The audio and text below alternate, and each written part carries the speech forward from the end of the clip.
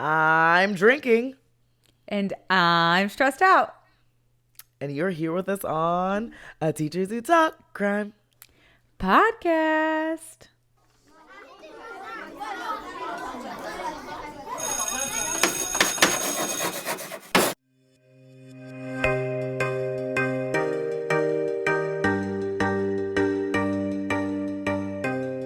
Oh man, Brooke, where you go? Dang. And we're frozen. And we're Not frozen. right when we get in the recording. We're frozen like Elsa. We're Come back. frozen like Elsa. Come back, Brooke. Elsa Baby, come has back. frozen the screen. You can blame it all on me. We're frozen. We're frozen. back? We're hey. I was singing, girl. Me too. I was singing. I was like, baby, come back. I was Did gonna- one of my we're AirPods frozen. just die? This is wild. This is not a good day for me. I was like, I'm and just- we're frozen. We're frozen like Elsa. Oh, see. Okay, that was a brand new hit. That was brand new. I like that. Yeah. But yeah, here we are. Teachers Talk Crime. Teachers Talk Crime. Podcast. Yeah, so it's been a week and it's only Tuesday. We didn't even have It's- school yesterday. It's only Tuesday. We didn't even have school yesterday. So Yeah. how was this life? Ask us. We don't That know. tells you anything. Yeah. Yeah. Yeah. It's just real wild. Just know that it's hard out here for us teachers. Just know that. We're in the trenches, guys. We are in the trenches. And if you know a teacher, just give them a hug, Or buy them a coffee. or buy them an alcoholic beverage. Or that. Yeah. A combination of the two I would take. I would be okay. Or with that. offer to substitute one day. Ooh. Yes. There you All go. of the above. Just if you know a teacher, just let them know you love them and let them know you Yeah. understand. Because Yeah. Yeah. yes, Yes. let them know. So, Yeah. And if you're a student and you're listening to this, maybe like show a little bit more gratitude to a teacher. Who Yeah. knows? Yeah. You know. And if you're like a parent who has a kid in school, let's be a little bit kinder. Yeah. A little bit. Smidge. Just not asking for much because, Yeah. Yeah. that's all we're I mean- asking for. We're just with your child way more than you are. No big deal. Just a little bit more. No big deal. Everything's fine. But yeah. It's fine. I think we've covered all our bases there. Yeah. I think we've done that. Yeah. Yeah. But, Yeah. We're here with a part 2 We of are. from episode 100. Yeah. And because it's a part 2, we're just going to kind of jump right in it so that you can kind of either go back and start with part 1 and then just binge it all the way through part 2. Or if you've already been to part 1, welcome to part 2. We're going to get right into it so that you can just pick up right where you left off. Okay. Well, kick him off. Say it. I'll do it. Sit down. Shut up. The murder is about to begin. Ahora.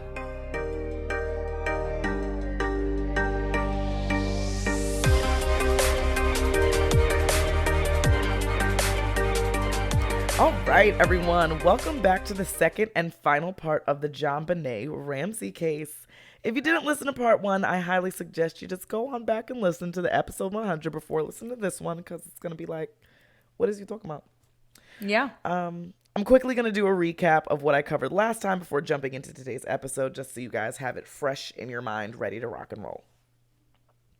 So on December 25th, 1996, in Boulder, Colorado, the Ramsey family celebrated Christmas together with 9-year-old Burke and 6-year-old JonBenet unwrapping gifts.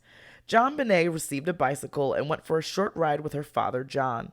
Later that evening, the family returned from a Christmas party to find JonBenet asleep in the car. They put her to bed. Early the next morning, Patsy discovered a ransom note demanding $118,000, the exact amount of John's Christmas bonus, and claiming to have kidnapped JonBenet. She called 911 and alerted her friends and family. Police arrived and conducted a search of the house, but JonBenet was not found. The investigator was complicated by media attention and missteps by law enforcement. Hours later, John and a friend discovered JonBenét's lifeless body in the basement, strangled and with a very large skull fracture. Evidence included a garrote made from a cord and a paintbrush, undigested pineapple in her stomach, and an unidentified male's blood in her underwear. JonBenét's death was ruled as a homicide. The case drew in intense media scrutiny and speculation. DNA testing cleared John and Patsy, but did not rule out Patsy as the author of the ransom note. The Ramsey family became prime suspects with formal interviews conducted. In 1997, the grand jury was convened, but did not indict anybody. Patsy battled ovarian cancer and passed away in 2006. John later remarried in 2011. In 2013, it was revealed that the grand jury had voted to indict John and Patsy for child abuse resulting in death and accessory to first-degree murder, but no charges were filed, and the case remains unsolved. So now that we're all caught up, let's jump into today's lesson.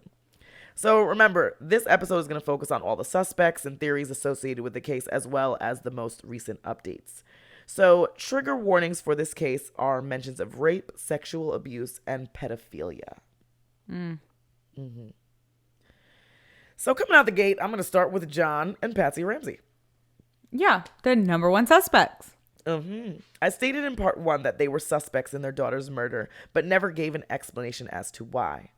A direct quote from one source stated the following: "Statistically speaking, most murders are committed by someone close to the victim, and domestic-related murders are far more common than stranger-on-stranger crimes, so it makes sense police would look inward when investigating." So let's first start with Patsy. According to one source, Patsy was an obsessive, overzealous mother who had a difficult time controlling her anger. The claim is that Patsy strangled JonBenet accidentally during a temper tantrum that she couldn't control. There are multiple theories as to what caused this outburst. The first one, bedwetting. JonBenet had a bedwetting problem, like it was an ongoing issue for years. But isn't that like sometimes a sign of abuse? Sure is. I thought so. Something I did not mention in part 1 is that not only did her underwear have blood in them, they were also urine stained as well. So the claim is that JonBenet wet the bed and Patsy essentially just snapped. Another theory with Patsy is that JonBenet had woken up at some point and went downstairs to get a snack. Then Patsy caught her eating pineapple and she essentially snapped again. It's important to note that Patsy and Burke's fingerprints were on the bowl of pineapples.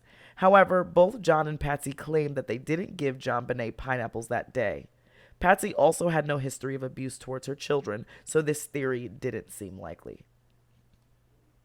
To add to a theory that I've heard with Patsy involved is that because Patsy was a beauty queen, she tried to vicariously live through her daughter. Yes. And that she snapped because JonBenet didn't want to continue this lifestyle. Dang. Just a theory. But then the dad is also saying, like what I said in part 1, he's also saying that they did this she for loved fun. that. Yeah. Like she did it for fun and she loved. So I don't know. It's crazy.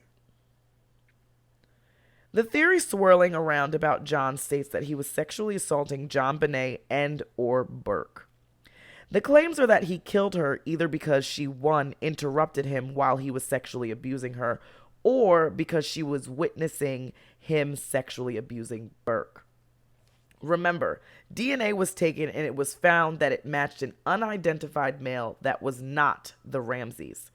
Also, JonBenet's pediatrician sided with the Ramseys and stated that in his medical opinion, after all the visits that he had had previously with JonBenet, that she was not sexually abused. So another theory is that John, her father, murdered her. Yes. Because either she was... I didn't understand what it meant by she interrupted him sexually abusing her. I don't really understand what that meant. Like maybe maybe she got angry and like fought back. Oh, maybe. Yeah. Or Yeah, either that or she walked in on him sexually abusing Burke. Again, these are all theories. I'm not pointing no fingers. I'm not, this is what I found on the interweb. You could find it. You could look at our sources. They all down there. I'm not pointing no fingers. I'm just saying what I found. Yeah. Okay? So nobody come for me. Both theories stem from the fact that the ransom note was written in the home and from a notepad within the home as well. Also, the exact request of the amount of John's Christmas bonus in the ransom note was also strange. And also, there was a ransom note found in their other home that was a practice note. Yes, there was a practice note written. I don't know if it was in the other home, though. I think it was in... I don't think they found the actual note. I feel like they were looking at the notepad, and it just... You know how you could see the indentations underneath? So I'm pretty sure like that's what they saw, and they were like, oh, no... You know? There were also theories that Burke, JonBenét's 9-year-old brother at the time, killed her. It was reported that Burke had mental health issues and was physically aggressive towards his sister. According to one source, the family's housekeeper revealed that Burke had a history of pooping in JonBenét's bed. That's disgusting. 100%. Like when I was typing this, I was like, because I'm right next to my bed, so I just looked over like, imagine just someone coming in just pooping on your bed. No. Like that. That's crazy. This is the theory that I've heard the most throughout the years. So the theory that I've heard is that Burke, her brother, did in fact kill her. Not a fact, just what I've heard. Yeah, that's what we heard. And the parents tried to cover it up for Burke. And that's why, like, one, he never talked to the police until months later. He immediately was sent to a friend's house. He wasn't like around the crime scene. Yes. Like all of these things. Yes. So he once got so angry with JonBenet that he hit her in the head with a golf club. Oh, wow. Yeah. And he was only 9, right? Yeah. Just imagine having all that rage at 9. But 9 is like a 3rd grader. And like some of my 3rd graders have like some anger. And didn't he, I mean, you're probably going to get into this with more recent updates, but didn't he later on, like in his adult life, do something and got in trouble for it? I didn't see anything like that, but it's a possibility. Okay. It's a possibility. Interesting. I didn't see anything like that. The theory of why Burke killed JonBenet goes as follows. Burke hit JonBenet in the head with a flashlight because she took a piece of pineapple that he was eating as a late night snack. It's believed that he didn't mean to kill her, but after John and Patsy saw what Burke had done, they had to cover it up to make it appear like someone had broken into the home and did it. Again, both Patsy and Burke's fingerprints were found on the bowl of pineapples. Burke would later file a defamation lawsuit against CBS for claims that he murdered his sister, and it was settled out of court. So, I don't know what the amount was, but it was settled out of court. So, like, people were accusing him, and he was like, lawsuit. Yes. And this was in his, like, adult life, because then as an adult, he did go on Dr. Phil and, like, was like, oh, I didn't kill her and all that stuff. In July of 2008, the Boulder County District Attorney Mary Lacey would write an apology letter to the Ramseys. Some excerpts from the letter stated the following: to the extent that we may have contributed in any way to the public perception that you might have been involved in this crime, I am deeply sorry. And no innocent person should have to endure such an extensive trial in the court of public opinion. So they did come out and apologize. You know, I'm okay with that, but here's the thing. There are cases all the time that get solved, right? And it was not like the husband, but the husband was zeroed in on and like had their lives ripped apart. And like there are detectives that were like, no, I'm not going to apologize because I was just doing my job. Yeah. And I feel like, granted, there was, again, shoddy police work in this case. But at the end of the day, they're her parents and that's her brother. And they should be looked at. And they should be suspects at some point in time until they're ruled out. And so, like, you don't owe... I mean, unless you took it too far and you slandered their name and drugged them through the mud and all this stuff. But, like, at the end of the day, like, they were around her. It's their home. They were the last to see her. Their They should be fingerprints looked were on the at. bowl. No, there was no Yeah. forced entry. Like, if nobody was forcibly in this house, the only people who Right. were in this house are y'all. And so you should be looked at. You know, and then you were like evading police for a little bit with not Right. interviewing with them, like things like that. Like, you can't blame them. I mean, I get it, like what John said, what I said in part 1 about how, you know, essentially being rich, they were pinned as like being the bad guys, but like, Right. you know, they had to exhaust all of their efforts. All of them. So they did their Yeah. job. And some people were I even agree. upset that, like some professionals were upset that she released this statement to them, because she was like, at the end of the day, they were like, well, at the end of the day, like, they were the prime suspects. They did this shady stuff. And they technically, like, granted, their DNA wasn't at the scene, but like just some of the things were a little fishy. You're right. So giving a public apology when you haven't even been like indicted with all of that extra things, like you were supposed to be indicted, like everybody Yeah. on the grand jury voted for that. So they're saying it's essentially saying that you got off like scot-free, but you really didn't. And how do you apologize when you still don't have anybody in custody to say that, hey, they actually did it? Issue an apology once you have somebody convicted and sitting in prison. Yeah, because at the end of you gotta dot your I's and cross your T's. Yeah. That's what you gotta do. There you go. A decade after JonBenet Ramsey's murder, a school teacher named John Mark Carr falsely confessed to the crime while in Bangkok, Thailand, where he was arrested due to potential links to the case. This strange confession is the sole one ever received by authorities in the unsolved murder, despite no charges ever being filed. The upcoming docuseries, The Case of JonBenet Ramsey, may or may not delve into Carr's involvement. As for Carr's whereabouts, he last made headlines in 2010 when he identified as transgendered and identified the name Alexis Valoran Reish, or Delilah Alexis Reish. Since then, he has largely remained out of the public eye. So what I also heard about him was that, I'm going to go into this in a second, so I'm not even going to say it. Never mind. In 2006, Carr was exchanging disturbing and suspicious emails with a University of Colorado professor, Michael Tracy, who had worked on the documentary of the JonBenet Ramsey case. The professor reported Carr to the police, leading to his arrest in Bangkok. It was during this time that Carr falsely confessed to JonBenet Ramsey's murder. His motives for the false confession were unclear, with some experts speculating that he may have done it for notoriety or out of fear of the Thai prison system, knowing that confessing to an American crime would lead to his extradition. Yeah. He was trying to get back to U.S. soil. Yes. So, And then once he was back at U.S. soil, he was like, actually, I didn't do it. yeah. And that's wild. Like, sir, you did all that, getting the family thinking that they're going to get closure.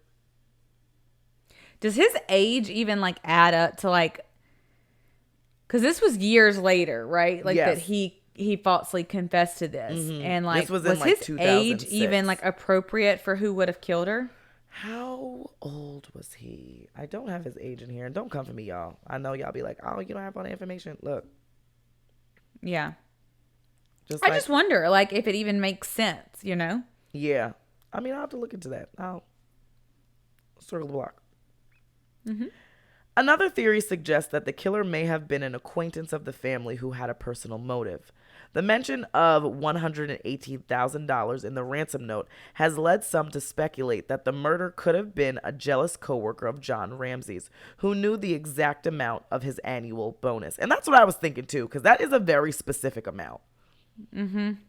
And then they asked for like a bunch in the hundreds and the rest in 20s. Like, who wants like $18,000? And then they asked to in 20s? insert in like a bag, and yeah, Like, put it in a paper bag. Like, what are you saying? You're doing too much. right. This theory suggests that the murder's familiarity with the family and financial details could have played a role in this crime, which, yes. And I think too, because I mean, you get a stranger dropped in that house, in that large of a house.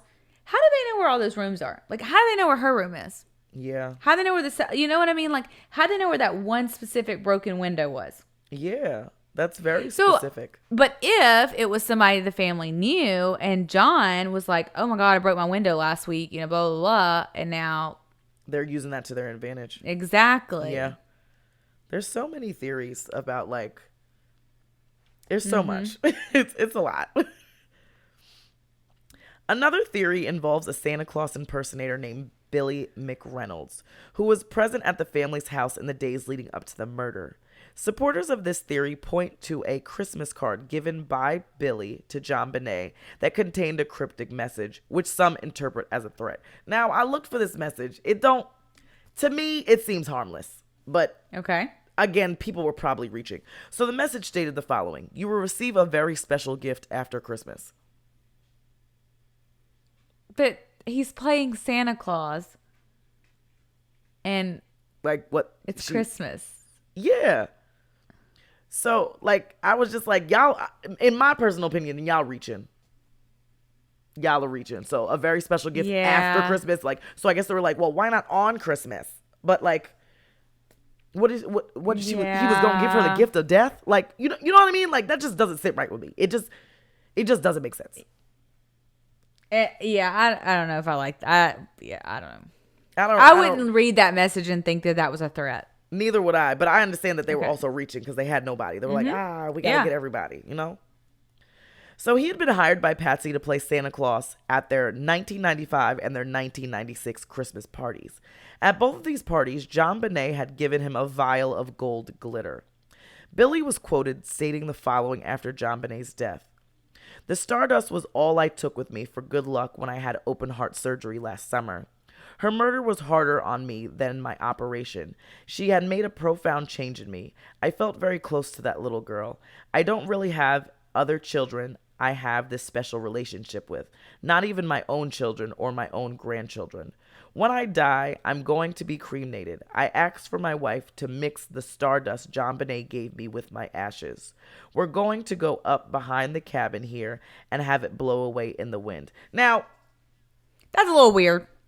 Yeah. A little weird. I was like, so you have a closer relationship with this child than your own children? And you only played Santa for 2 years? And your own grandchildren? Yeah, that's a little weird. That was a little and you gonna take that stardust? In your surgery? And mix it with your ashes? And blow it out in the wind? It's a little strange. That's a little strange. It's weird. It's weird. It's different. It is. It's different. Sorry, Billy. It's a little strange.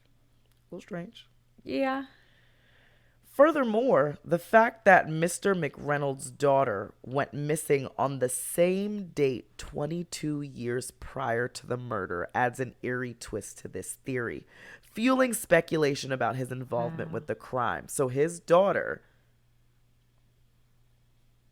was kidnapped. Is also missing.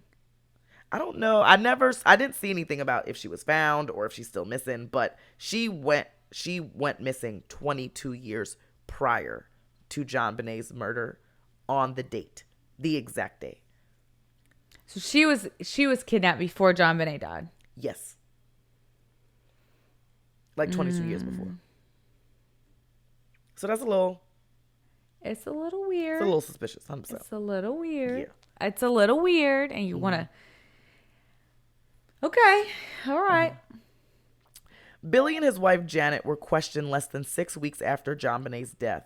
Bill and Janet both provided hair, handwriting, and blood samples for the investigation, and they were absolved of any connection to the crime. Although he wasn't considered a serious suspect, John and Patsy did refer to him as a suspect in their book, The Death of Innocence. A direct quote from Janet stated the following: "He was scared. He was just so devastated by the mere idea anyone would suspect him of a crime." So, Patsy and John, they wrote a book. Yes, The Death of Innocence. And then John also has another book that he wrote after Patsy died. I can't remember what it's called at this point in time, but he also had a book. I didn't get a chance to read the books because they looked a little thick. And y'all know I teach full time and I parent practically full time. So, and I'm doing this podcast, Right. part full time. So, I'm a little busy. I ain't get a chance to read a book. My bad. Yeah. My bad. That's it's not shocking they wrote a book. I mean, we've done several cases where people have written books afterwards. Yeah. So, yeah. Okay. Another theory is that someone broke into the house. According to one source, 2 of the windows in the Ramseys' home were left partially ajar. I also mentioned in part 1 that one of the windows was broken, but that was due to John continuously getting locked out of the home, and he used that window to get back into the house. However, underneath that window was a suitcase that appeared to be used as a possible, like step to get in and out of the house. Okay. Yeah. But it's important to note that this window did have cobwebs covering it. So if it was used as an entry point to get into the home, these cobwebs would have been destroyed in the process. There's no way you could just get around duck and weave under those cobwebs. You know what I mean? So no. Yeah. But did John say that the suitcase was his? There was no mention of the suit. I think the suitcase belonged to them because remember they used that basement as storage. So I assumed it was just down there. I'm not sure exactly where it was in the basement, but it was very oddly placed. I'm gonna see if I can find a picture. If I can, Y'all look right here. And if not, I'm sorry. Sorry. But I'm almost certain I saw a picture in my research, so you'll see it here. Well, and 2, the possibility of it being a complete stranger, statistically speaking, is very low. Yeah. Because then think, they came in through the basement. You had to go up, a lot of stairs. A lot of stairs. And she was just downstairs eating pineapple. Or maybe, I don't know, or you took her out the bed. But then you had to take her back downstairs. At some point, you stopped to eat pineapple. You had to find the stuff to make the garage. Do all wrote that the stuff. Note. Then wrote the note. Did a trial note. Was like, never mind. But you're a stranger, but you just so happen to come up with the exact same number of his bonus. And then you left it and on the knew their back names. Stairs. It just seems really suspicious.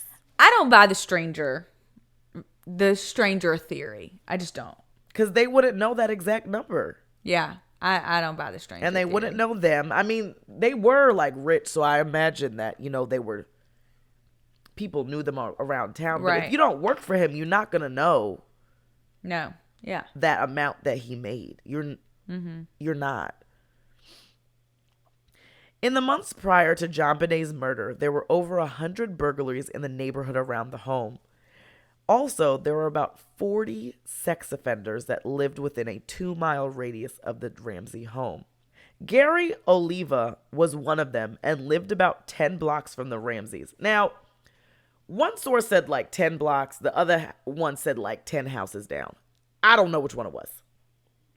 10 something. So he was either 10 blocks or 10 houses. One of the two, he was in very close proximity to the home. Yeah. Gary had a very long rap sheet, including the rape of a 7-year-old girl and the attempted murder of his own mother, that he tried to strangle to death with a telephone cord in 1991. It's a little... Okay. Okay.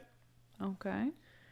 He also confessed to murdering JonBenet in letters he wrote while in prison for a 10-year sentence for possessing child pornography. According to one source, when he was arrested in 2016, police found that he had 335 photographs of JonBenet, including pictures of her autopsy. Now, out of all the theories, this is the one that I feel is the one. Oliva. This That's is the one. A little weird. A little weird. And wait till I get into the more, because I put a lot of information on this one, because in my personal opinion, this one seems the most plausible. 100%.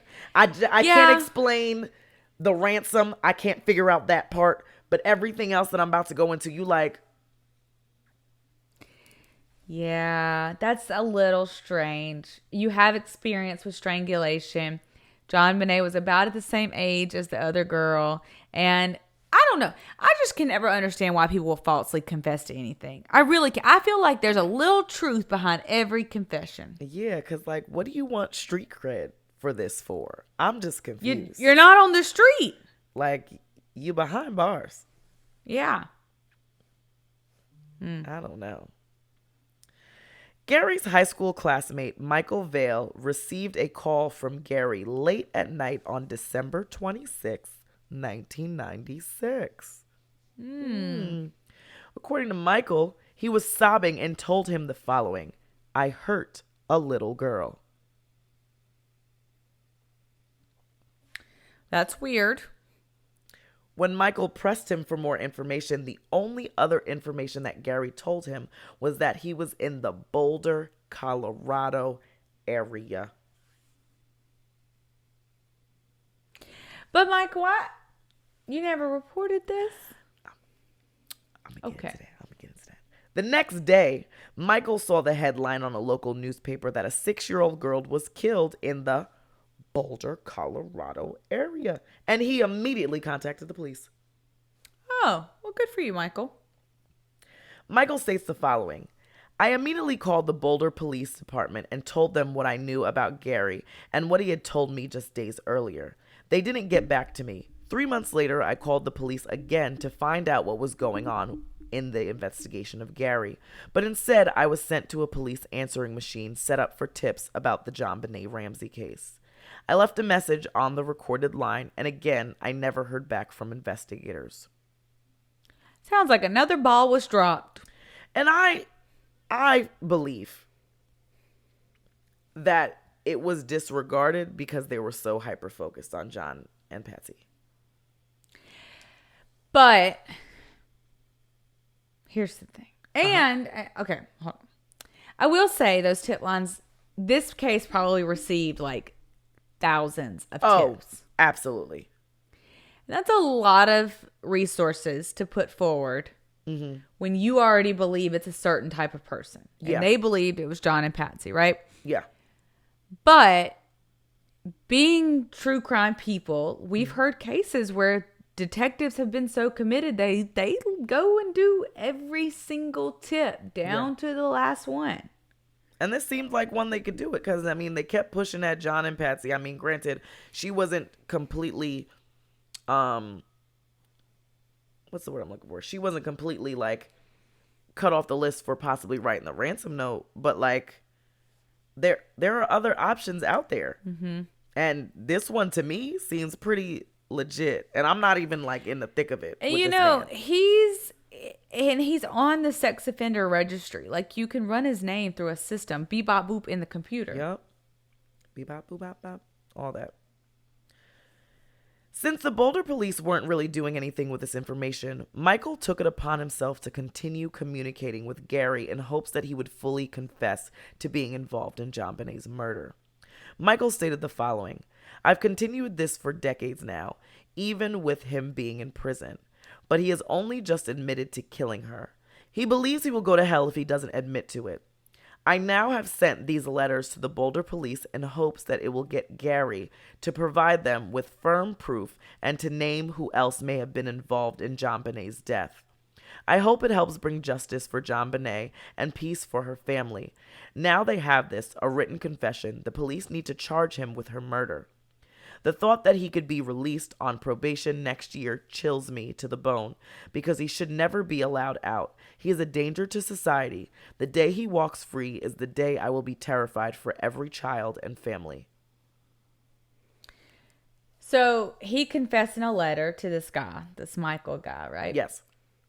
And then Michael was like, "Ooh, let me send these to the police." And they still did nothing. Still nothing. And I do know that they looked, like, I'm going to get into more recently how they've looked into, like, things and compared some things. But as far as, like, formally saying, like, he's the man, no. Even though it seems very unlikely. They have the blood. They have blood. And I don't think it matched his. I'm almost certain it didn't match his, which is just like, okay, but we have all this. I mean, I'm not sure. the details that he knew. I didn't know if he had any details Right. that maybe the police didn't release that only the person who killed her would have known. Mm-hmm. But none of that was presented in my research. Okay. So some snippets of the letters Gary wrote to Michael included the following. I let the one I loved die in my arms helplessly, watching the life drain from her eyes as all light went out. I let her slip and her head bashed in half. I watched her die. It was an accident. And she had a very big gash wound on her head. She did.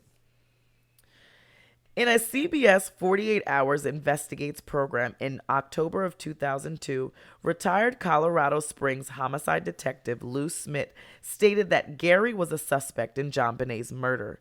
Investigators believe that Gary, along with several other men, broke into the Ramsey home. However, the handwriting of the ransom note doesn't match Gary's handwriting based on the letters that he sent Michael from prison. And I'm going to get into that a little later. An explanation for this is that Gary didn't act alone, so another one of the participants possibly wrote the note. Gary was also present for a candlelight vigil for the 1-year anniversary of JonBenét's death. So, like...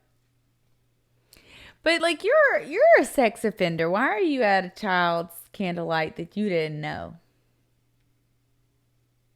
Like, It's a what is your little purpose strange. of being there? Yeah. As a sex offender, knowing people gonna look at you sideways. You don't even know the family. I don't like You that. live down the block or a couple blocks away, but still, you don't know them. I don't like that. And it just doesn't look good for you that you are a No. sex offender. It doesn't look It good. does not look good for you. Why are you there? What was the reason? Nope. Another important piece of information is that Gary was arrested on December 12, 2000 on the University of Colorado campus. He was arrested for criminal trespassing, marijuana possession, and the possession of a weapon by a previous offender. So the weapon that he had was a stun gun. Now, I didn't mention this in part 1, but there were stun gun marks found on JonBenét's back during her autopsy. So it's believed that the stun gun that Gary had in his possession was possibly the same one that was used in the murder. Ooh. Right? All these coincidences. Ooh. That ain't looking good for you, Gary. And he also had a photo of JonBenet as well as an ode to JonBenet poem that he wrote in his possession during that arrest. Why are folks just carrying around pictures of JonBenet? It's not folks, it's just Gary. Gary. He had like 300 images of her. 335, according to one source. And then, mind you, that was his 2006 arrest. Right. This is 2000. This one right here. So when you got arrested in 2000, but here's my thing. If you got arrested in 2000 with a picture of her, right? And a poem, which the poem is on the screen because I found it. Then in 2006, arrested again. More photos of this girl, including pictures of her autopsy. And that wasn't a red flag? What Red are flag. we doing? Flag. Granted, after his arrest in 2000, his DNA would be collected and tested, and it did not match the DNA on the scene. But also remember that the crime scene was heavily tampered with. Heavily. So the fact that DNA didn't match wouldn't be surprising, but I do know that they later, once DNA did get more advanced, they did take more DNA from like the hem of her pants, and they found the same DNA that was found on her underwear, but neither of that matched Gary, because they were thinking like because her pants were pulled down, so they were like collected in that area, found that, but none of them matched Gary. So I don't know, but they said that it could have been more people with Gary. so maybe he didn't do it, because remember he said it was an accident. He watched her die. Right. So maybe he didn't do it, but he may know who Exactly. did. Gary appeared on that same episode of CBS 48 Hour Investigates that I mentioned earlier and denied any involvement in JonBenét's murder. Sir, you wrote these letters. Where you confessed. We got the letter. And at this point, you've probably seen all the pictures if you're watching on YouTube. He drew pictures of her. He was writing poems about her. He was obsessed with her. Right. Which is weird in itself. He was obsessed with her. And like a pedophile being obsessed with a 6-year-old, having pictures of her autopsy, having pictures of her, having a stun gun when she was stun gunned. Right. Having a history of strangulation. Literally. Having a history of abusing a girl, sexually assaulting a girl that was the same age as her. Like, it's all just very weird to me. It's a little weird. It's all very weird. So when he was asked if he hurt or killed her, he stated, no, I didn't, while staring directly into the camera. Way to practice that, buddy. But all these letters, you cannot deny them. Yeah. Your friend done thrown you under the bus. And his friend, Michael, was like, way back, they called him Scary Gary. Like in school, Scary Gary. He was weird. He talked about, one thing I saw, he was, because he used to like write Michael letters and send him cassettes. And in one, he wrote about how he took a girl into the sun and sunburned her so he could taste what burnt flesh would taste like or something like that. But like, oh, sir, God. No. Sir, what? I'm glad you're locked up, Gary. But remember, his sentence was only for 10 years. I know. So he could get on probation. But I hope they're expediting something to keep this man, because even if he didn't, hypothetically, if he didn't do what he did to JonBenet, the things that you're saying, the letters that you're sending, the things that you have said to Michael, all of the evidence, something's going to happen if you get out. Something. Yeah. And your parole needs to take that in consideration. Yes. All of that. Like, even if you was just kidding, why are you kidding about things like that? That's not even something to joke about. It's not even funny. So I'm not quite sure. In an August 2023 Court TV exclusive, they compared Gary's handwriting again to the handwriting in the ransom note. So forensic handwriting experts Moselle Martin and Dawn McCarty joined to give their professional opinions comparing the two. So they agreed that they saw significant similarities between the ransom note and the letters written by Gary to Michael from jail. So when you overlap certain words found in each letter, Martin stated that they lined up so well, which is really big. They also found similarities with the way that the letter A was written and with words such as like, the, if, you, at, and the. And at this point, if you're on YouTube, you can see the pictures. The overlay it's scary.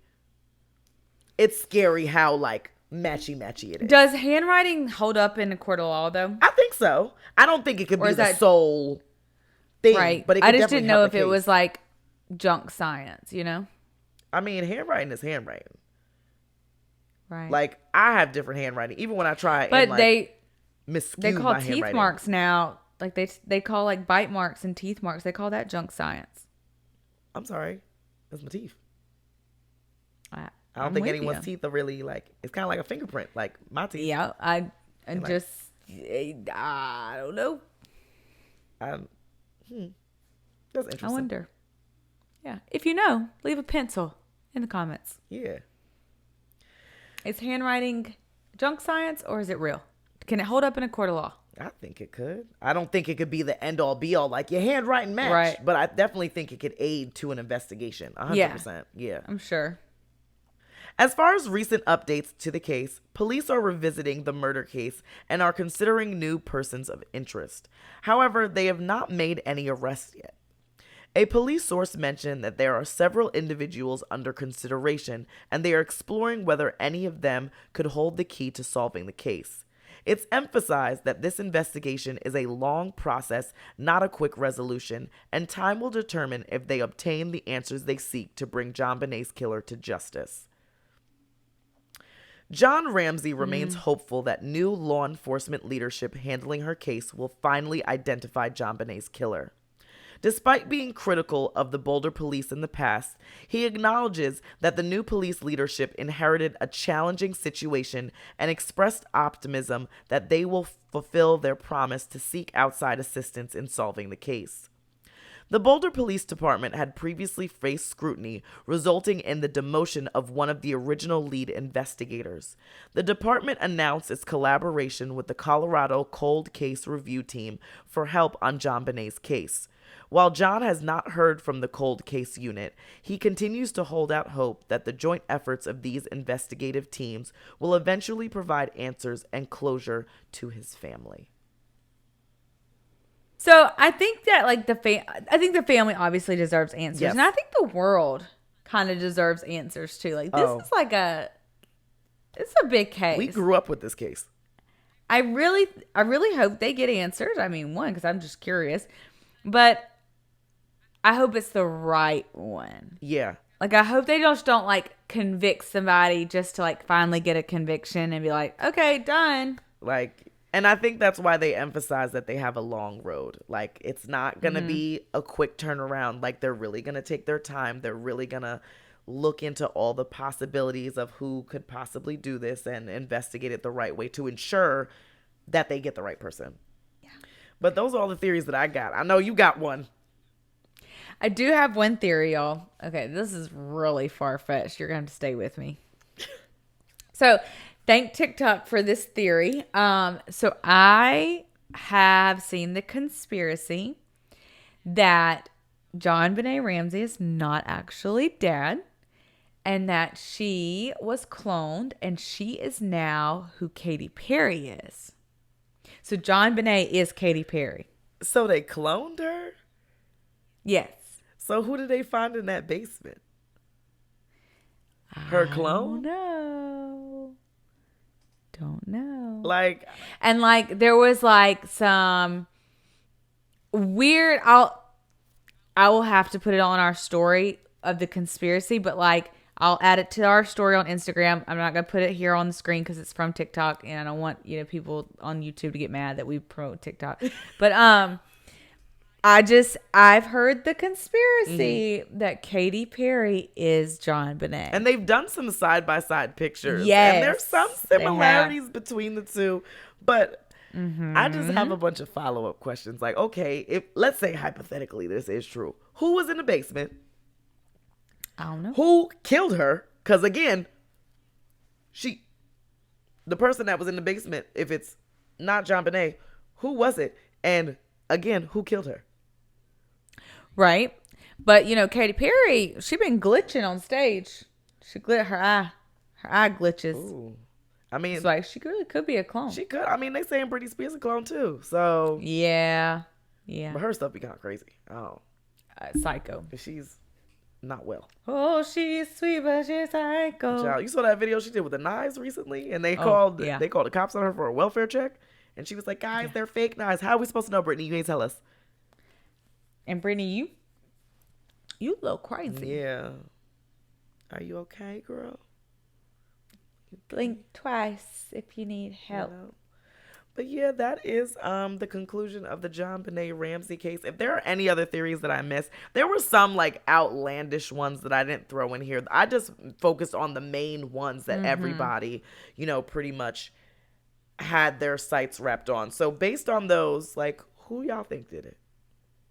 Yeah, what are your thoughts? Like, YouTube, leave us a comment. Y'all already know y'all can go to the Instagram and leave us a comment. You can DM us on the Instagram. Yeah. We literally love hearing y'all's ideas and theories. Because y'all throw out some really good stuff. Y'all really do. Yeah. I'll be like, so let us know. I didn't thought about that. But yeah, let us know what your thoughts are on that. Because I would be curious to pick your brain too. Because I personally think it's Gary. Honestly. See, I've always thought it was the brother. I mean, don't say that. He might try and sue you. Like he might try to say, I ain't got no money. I ain't got nothing. I ain't got nothing. Like, we ain't saying you did it, but basically, it was a little sketchy, Burke. Yeah. It was a little sketchy, Burke. And there's a lot of folks out there that You can find a bandwagon for all the theories. Oh, you really can. Yeah, you're gonna have your people who are in this basket and that basket, but Yeah, all my eggs, majority of my eggs are in the Gary basket because, Okay. like, his obsession with her was just really, It's weird. really not okay. Like, It wasn't. even the poem that he wrote that y'all saw, like, why are you? And then I think there's also it should have been in here. The picture of him, he drew a picture of JonBenet and it looked like she was eating something. Like, it was just really weird. He was just drawing a lot of sketches of her. And then just the fact that you're a pedophile, that just doesn't align with my spirits. Like, why would you be this obsessed with a child knowing that you are sexually also, a child attracted? that has passed away. Yeah, like, it just, that don't sit right in my spirit. So I'm banking on Gary, honestly. I mean, Okay. I just really hope that John gets his answers before he passes away, because he's up there in age. Yeah, he's old. I think he's 80. I think. I hope he gets answers as well. I hope the family does. Yeah. And I hope Burke does as the brother. I really do. Yeah, because it must suck going through life like being like, that's the guy who might have killed his sister. That sucks for you, especially if you didn't do it. Right. Especially if you didn't do it. So Yeah. I hope they do get answers soon as the updates come in, because I'm sure they'll be coming. We'll keep you updated on that. But yeah, that's what we got for you today. So I hope you enjoyed our little two-parter, even with all my stutters and stuff today. It's been a long day, y'all. They won't hear it. They won't hear it. Because John, he's the gonna man. do magic. Shout out to John. Yeah. Yep. But as always, the bell don't dismiss you. We do. So we will see you next Monday. Yes, we will. I'm going to bed. Samesies. Bye. Bye.